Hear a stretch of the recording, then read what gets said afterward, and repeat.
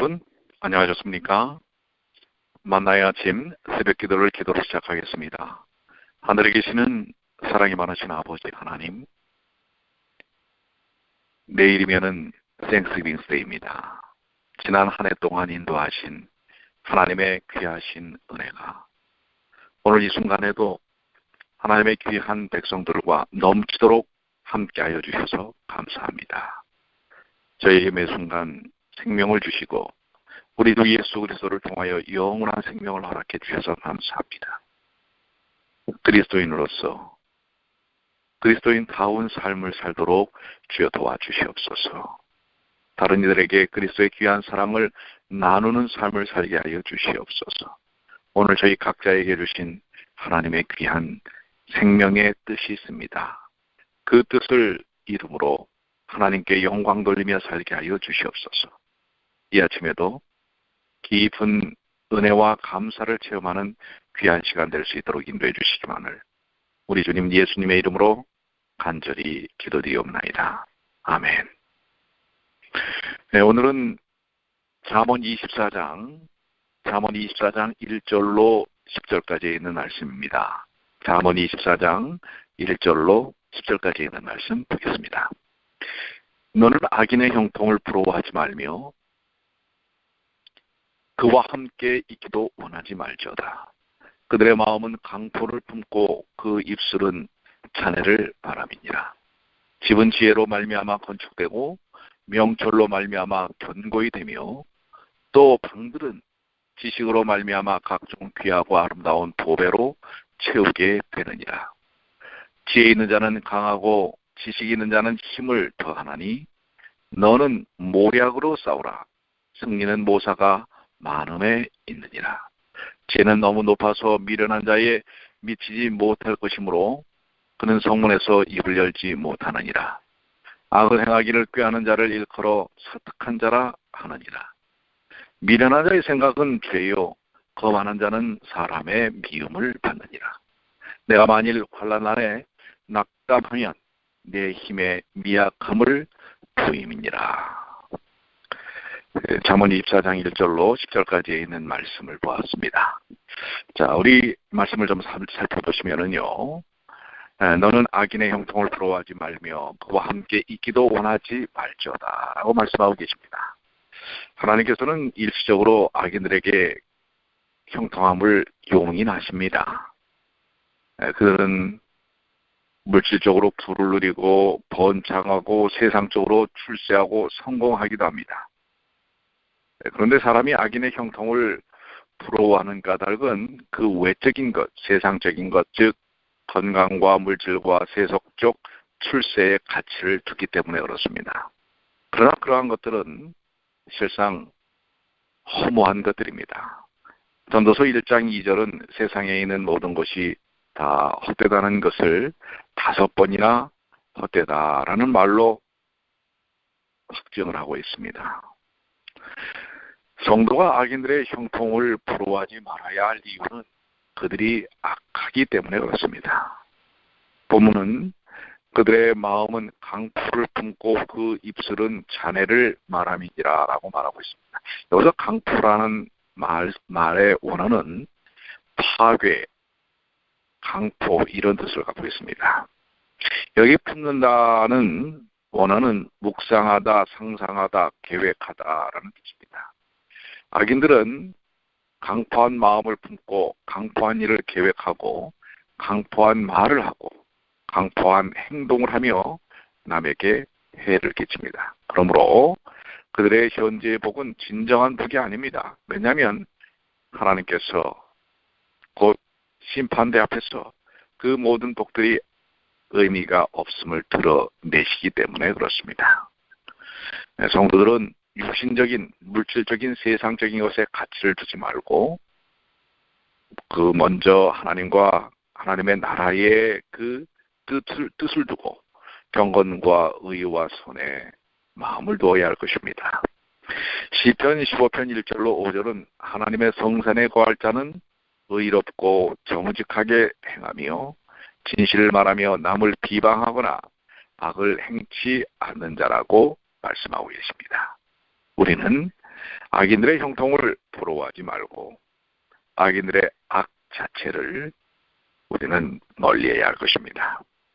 우리는 하나님께 가치를 두고 또 경건과 도덕성의 그 가치를 두는 사람으로서 진정한 의와 참된 지혜, 진리의 말씀을 따라 삶으로 이 땅에서의 없어져 버릴 안개와 같은 허황된 꿈이 아니라 영원한 영생의 소망을 안고 사는 주님의 귀한 자녀들이라는 사실을 기억하시게 되길 바랍니다. 3절로 4절입니다. 집은 지혜로 말미암아 건축되고 명철로 말미암아 견고히 되며 또 방들은 지식으로 말미암아 각종 귀하고 아름다운 도배로 채우게 되느니라. 자, 여기 이 집은 물질적인 집이나 개인의 삶이나 가정이나 교회를 전체적으로 다 포함할 수 있을 것입니다. 건축자가 집을 지을 때 지혜와 명철과 지식이 필요합니다.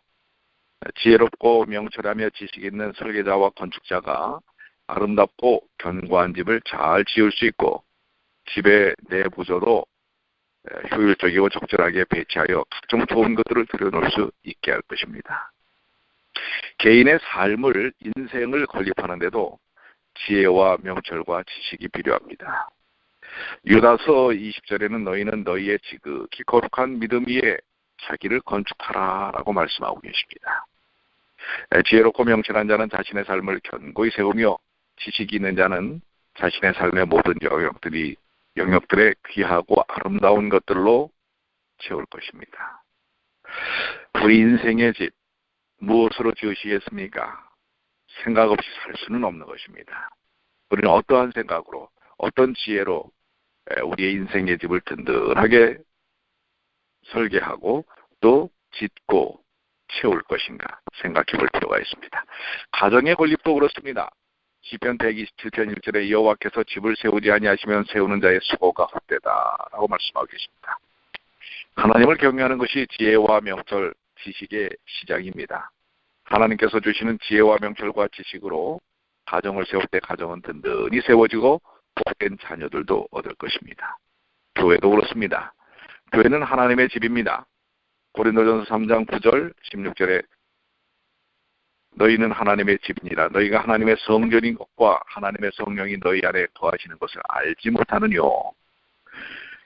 그렇습니다. 그러나 이 성전은 완성된 것이 아니고 지금 건립되어 가는 과정에 있다고 에베소 2장은 말씀하고 있습니다. 교회의 지도자들과 또 각 직분자들은 교회의 몸된 그리스도의 몸된 교회를 세우려고 부르심을 받은 자들입니다. 그래서 협력하여 선을 이루고 하나님의 교회로 지어져 가는 일이 필요합니다. 우리 성도들은 믿음과 지식 가운데서 그리스도의 장성한 분량에 충만한 데까지 이르도록 자라나야 합니다. 그래서 우리는 아름다운 그리스도의 몸된 교회를 연합과 사랑과 우애로서 지어져 나가는 것입니다. 그런데 우리는 어떻습니까? 그러한 아름다움으로 지혜로 사랑과 교제로 지어져 가고 있습니까? 아니면 비방과 비난과 불평과 불만으로 흐트르고 있습니까? 한번 내 자신의 삶을 돌이켜봐야 할 중요한 주제라고 생각이 됩니다. 우리는 하나님의 지혜와 명철과 지식으로 집을 건축해야 할 것입니다. 물질적인 집도 개인의 삶도 가정도 특히 교회를 그렇게 세워가야 할 것입니다. 5절로 6절입니다. 지혜 있는 자는 강하고 지식 있는 자는 힘을 더하나니 너는 모약으로 싸우라. 승리는 모사가 많음에 있느니라. 지혜 있는 자는 강하고 지식이 있는 자는 힘이 있다. 이렇게 말씀하고 있습니다. 또 하나님을 의지하고 그 계명을 행하는 것이 곧 지혜와 명철이라고 말씀하고 있고요. 거기에 힘과 용기가 나옵니다. 여기 시글락에 많은 사람들이 아말렉 사람들의 침략으로 잡혀갔을 때 사람들은 마음이 상해 다윗을 돌로 치려 하였습니다. 사무엘상 30장 6절의 사건인데요. 다윗은 하나님을 힘입어 용기를 얻습니다. 우리는 하나님을 의지하여 용기를 얻을 필요가 있습니다. 많은 인생의 도전들이 있습니다. 우리를 허물어뜨리려고 하는 죄의 유혹들이 있습니다. 그런데 그것을 어떻게 이겨낼 수 있는가? 즉 하나님께서 주시는 지혜를 힘입어서 용기를 얻고 그러한 모든 것들을 이겨낼 수 있다고 하는 것입니다. 이사야 40장 28절로 31절에 영원하신 하나님 여호와 땅끝까지 창조하신 자는 피곤치 아니하시다. 곤비치 아니하시며 명철이 한이 없으시며 피곤한 자에게는 능력을 주시며 무능한 자에게는 힘을 더하시나니 소년이라도 피곤하며 곤비하며 장정이라도 넘어지며 자빠지되 오직 여호와를 앙망하는 자는 새 힘을 얻으리니 독수리에 날개치며 올라가면 같을 것이요 다른 박질하여 더 곤비치 아니하겠고 걸어가도 피곤치 아니하리로다.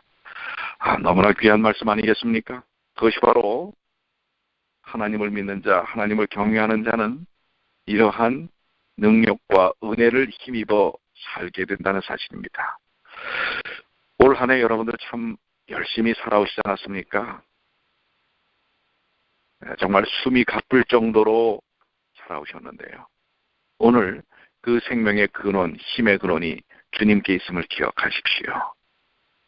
잠언 24장 16절에는 대저 의인은 7번 넘어질지라도 다시 일어서려니와 이는 재앙으로 인하여 엎드러지느니라. 우리는 세상의 많은 도전을 통하여 때때로 넘어질 수 있습니다. 엎어질 수 있습니다. 그러나 주님의 능력을 통해 이렇게 세움을 받는다는 것 기억하시게 되길 바랍니다. 여기 이는 내가 모략으로 싸울 것이며 승리는 모사가 많음에 있음이니라 라고 말씀하고 있습니다. 전쟁은 군사력으로만 싸우는 것이 아니고 작전이 매우 중요합니다. 우리는 전쟁뿐만 아니라 일상 사업에도 신앙생활에도 작전이 필요합니다. 누구의 작전이요? 하나님의 지혜를 통한 작전이 필요합니다. 우리는 그래서 매 순간마다 죄에 엄습해오는 모든 도전들을 이겨낼 수 있는 영적 작전, 영적 지혜가 필요합니다. 하나님을 경외하고 그분의 말씀을 따라 사는 일을 통하여 지혜와 지식을 얻고 힘과 용기를 얻어 우리의 삶 속에서 승리를 경험하는 주님의 귀한 자녀들이 되시기를 간절히 축원합니다. 7절입니다. 지혜는 너무 높아서 미련한 자에 미치지 못할 것이므로 그는 성문에서 입을 열지 못하느니라.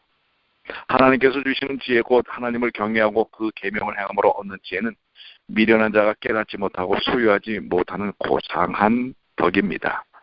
세상 것은 하나님의 은혜로만 얻을 수 있는 것입니다. 미련한 자는 육신적 차원의 것, 물질적 차원의 것, 세상적 차원의 것만 이해하고 생각하고 중요하게 여깁니다. 그래서 미련한 자는 영적인 것, 내세적인 것을, 영원한 것을 알지 못하는 것입니다. 그래서 본문은 미련한 자가 성문에서 입을 열지 못한다고 말하고 있습니다. 옛 성서시대의 성문학 광장은 사람들이 모여 대화하는 것이며 또 소송사건들을 처리하는 법정으로 사용되었습니다. 신명기 21장 19절에 보면 완악하고 패역한 아들을 처벌할 때 그 부모는 그를 잡아가지고 성문에 이르러 그 성읍 장로들에게 말하여 처벌케 하였습니다. 지혜자는 사람들 앞에서나 법정에서나 바른 말을 하고 바른 주장과 변론과 변증을 할 수 있습니다. 무엇이든지 양심적으로 당당하게 말할 수 있습니다. 그러나 미련한 자는 바르고 선하고 진실한 말을 당당하게 하지 못할 것입니다. 언제나 자기의 이야기에 넘어가는 사람들하고만 이야기합니다. 당당하지 못합니다. 공개적으로 얘기를 하지 못합니다. 언제나 뒤에서 얘기합니다. 이게 미련한 자들의 특징이라고 하는 사실입니다. 뿐만 아니라 미련한 자의 말은 다른 사람들에게 반박을 당할 것입니다. 왜냐하면 경우에 맞지 않기 때문에 그렇습니다. 이치에 맞지 않고 이성에 맞지 않고 양심에 맞지 않기 때문에 그렇습니다. 그래서 미련한 자들은 어떻게 합니까? 주장만 합니다. 남의 얘기를 듣지 않고 자기 생각만을 주장하게 됩니다. 왜요? 다른 사람들의 이야기를 들으면 논리에 문제가 생기기 때문에 그렇습니다. 이성적 판단에 문제가 생기기 때문에 미련한 자들의 특징은 남의 이야기를 듣지 않는다고 하는 것입니다. 자, 오늘 우리는 삶의 진정한 지혜를 하나님께로부터 받고 세상 가운데 언제나 당당하게 설 수 있는 삶을 살아야 할 것입니다. 우리는 하나님의 계획을 따라 지혜를 사모하고 하나님의 은혜로 죄를 회개하고 하나님의 경외함으로 지혜를 얻어 무엇을 주장하고 변론할 때 이성에 맞고 양심에 맞고 성경에 맞는 지혜롭고 합당한 태도를 취하는 그러한 삶을 사시게 되기를 간절히 축원합니다. 8절로 9절에 악을 행하기를 꾀하는 자를 일컬어 사특한 자라 하느니라. 미련한 자의 생각은 죄요 거만한 자는 사람의 미움을 받느니라. 여기 사특한 자라는 말은 음모의 사람, 즉 음모자라는 뜻입니다. 악을 행하기를 꾀하는 자는 남을 해하려고 음모하는 자입니다. 또 미련한 자의 생각은 죄라고 말합니다. 여기 생각은 계획, 음모라는 뜻이죠. 미련한 자의 계획 혹은 음모는 불경건하고 불의하고 남에게 악을 행하려는 악한 계획입니다. 이것은 죄악입니다. 우리는 그런 생각이나 계획을 품지 말아야 할 것입니다. 또 여기 거만한 자는 사람의 미움을 받느니라. 거만한 자는 조롱하는 자라는 뜻인데요. 겸손한 사람은 다른 사람을 존중하지만 교만한 사람은 다른 사람을 조롱합니다. 그런 사람은 사람들의 결국 미움을 받게 됩니다. 그러니까 여러분들, 우리는 다 주님의 은혜 가운데서 소중한 인생들입니다. 그렇기 때문에 남을 조롱해서는 안 됩니다. 거만함 속에는 그러나 조롱함이 나타날 수밖에 없습니다. 그러나 겸손한 사람은 다른 사람에게 이야기할 때 결코 다른 사람에게 상처를 주는 말을 하지 않습니다. 그렇기 때문에 여러분들 특별히 다른 사람에 대하여 어떤 표현을 할 때는 주의 깊게 할 필요가 있습니다. 내가 이 말을 하는 일을 통하여 다른 사람에게 혹시 조롱이 되지 않는가 생각해보고 이야기해야 합니다. 그냥 내 생각대로 이야기를 해버리면 많은 사람들이 상처를 받고 결국 그거에 대한 모든 또 책임을 본인이 질 수밖에 없다는 사실을 기억해야 할 것입니다. 마지막 10절입니다. 내가 만일 환난 날에 낙담하면 내 힘의 미약함을 보입니다. 환난 날은 어려운 일이 닥치는 날을 가리키죠. 예를 들어 이 땅에서의 환난에 대한 것은 병에 걸린다든지 또 가족들이 병에 걸린다든지 어려움에 처한다든지 혹은 이 사별을 한다든지 또 실직, 부도, 파산 등 경제적 파탄이 생겼거나 삶의 여러 가지 인간관계에 문제가 생긴 것들을 나타낼 수 있습니다. 여기 낙담하다라는 말은 느슨하다, 기운이 없다라는 것입니다. 평소에 건강하고 활달하던 사람도 환난 날에는 기운이 빠지고 맥이 풀리고 식욕이 없어지고 일할 의욕, 삶에 대한 의욕이 없어집니다. 만약 우리가 환난 날에 낙심하여 그렇게 된다면 우리는 우리의 힘의 미약함 또는 제한적임을 보이는 것뿐입니다. 이것은 사람의 일반적인 모습입니다. 고난이 오면 사람들이 다 이렇게 낙담하고 좌절하고 낙망합니다. 왜냐하면 우리는 다 연약한 존재이기 때문에 그렇습니다. 때때로 우리 하나님을 믿는 사람들도 그런 낙담을 가질 수가 있습니다. 민수기 11장에 보면 애굽에서 나온 이스라엘 백성이 광야에서 만나만 먹는 것을 싫어하고 고기 먹기를 원하여 울었을 때 모세는 괴로운 심정으로 하나님께 아뢰입니다. 제가 이들을 잉태하여 낳았습니다. 제 책임이 너무 무거워 감당치 못하겠나이다. 즉시 나를 죽여 저로 이 큰 고함을 보지 않게 하옵소서. 이렇게 고백하지요. 참 낙심이 되는 일이죠. 엘리야도 갈멜산의 대승리를 이룬 다음 날 왕후 이세벨이 그를 죽이려 한다는 소식을 듣고 도망하여 한 로뎀나무 아래 앉아 죽기를 구하였습니다. 이렇게 낙담이 올 때가 있습니다. 그러나 성도는 하나님으로 인해 힘을 얻습니다. 하나님은 성도들에게 힘이 되십니다. 다윗은 많은 사람이 그를 대적하였을 때 하나님께 부르짖고 하나님의 능력을 의지함으로 평안과 담대함을 얻었다고 고백하고 있습니다. 그는 하나님을 힘과 도움으로 삼았습니다. 시편 18편에 보면요. 여러분 우리가 인생 가운데 때로는 질병이 올 수도 있고 가족 간의 문제가 생길 수도 있고 재정의 문제가 생길 수 있습니다. 그럴 때 낙담이 오지만 거기에 주저앉아 있지 마시길 바랍니다. 우리를 구원하시는, 구원하신 주님이 우리에게 힘과 능력과 지혜와 그 모든 것들을 극복할 방법들을 열어 놓으시는 것입니다. 우리는 하나님을 우리의 힘과 위로로 삼아야 할 것입니다. 특히 우리의 삶에 문제가 닥칠 때, 환난날에 그 모든 것을 이기게 하시는 하나님을 바라보시고 능력 있게 그 모든 것을 이겨내시는 주님의 귀한 자녀들 되시길 바랍니다. 이제 내일 생스기빙 데이인데요. 그렇기 때문에 우리는 매 순간 감사할 수 있지요. 여러분들 감사가 넘치는 삶을 사시게 되길 바랍니다. 아파도 건강해도 어려워도 즐거워도 우리는 매 순간 우리에게 생명을 주신 하나님께 감사할 수 있습니다. 여러분들 이번 기간 정말 우리에게 어떠한 감사의 요건들이 있는지를 다시 한번 살피시는 귀한 시간 되시기 되기를 바랍니다. 기도하시겠습니다. 아버지 하나님, 주님께서 오늘의 말씀을 통해 환난날에 우리의 힘과 능력이 되신다는 사실을 기억해 하여 주시고, 때때로 우리의 연약함을 통해 당하는 수많은 고난들이 능히 힘 되시는 주님을 통하여 우리의 강한 성 되시는 주님 안에서 쉬는 일을 통하여 피하는 일을 통하여 극복되어질 수 있다는 사실을 확신케 하여 주시고 경험케 하여 주시옵소서. 내일 추수감사절입니다. 지난 한 해 동안 저희들을 먹여주셔서 감사합니다. 저희를 살게 해주셔서 감사합니다. 우리의 주변에 사랑하는 많은 가족과 성도들을 주셔서 감사합니다. 이 감사에 대한 모든 영광을 주님께 돌립니다. 오늘 하루 내내